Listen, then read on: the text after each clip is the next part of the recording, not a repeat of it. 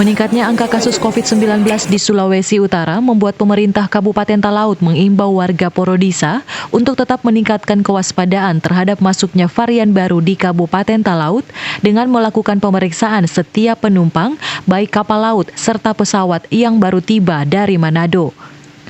Mokhtar Arunde Parapaga, Wakil Bupati Talaut, mengatakan capaian vaksinasi di Kabupaten Talaut untuk dosis pertama telah mencapai 80%. Saat ini target yang perlu dicapai yakni vaksinasi dosis kedua serta vaksinasi bagi anak usia 6 hingga 11 tahun. Kalau vaksin satu sudah di atas 80%. Kita sekarang ini sudah masuk mengejar vaksin kedua dan booster. Begitu juga dengan anak-anak 6 tahun sampai 12 tahun. Dan semoga bulan depan, bulan Maret, bagaimana target nasional, kita bisa mencapai itu.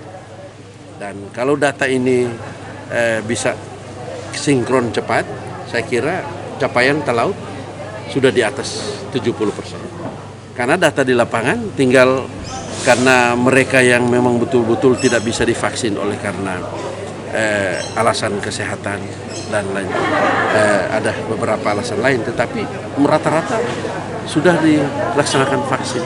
Tinggal datanya saja yang perlu disinkronkan. Sementara itu sejumlah tenaga kesehatan yang ada di masing-masing UPTD Puskesmas yang tersebar di Kabupaten Talaut terus menggelar vaksinasi bagi anak usia 6 hingga 11 tahun.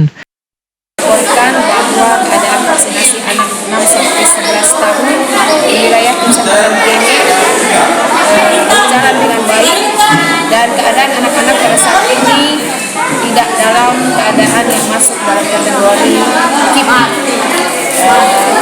Dari Kecamatan Genge ini sebanyak 15 desa yang kami input di dalam SDM ataupun SDK.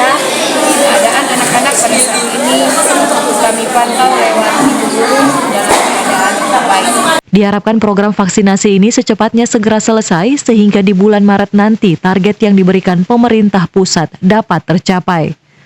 Alfred Tumanung melaporkan untuk Kawanua TV.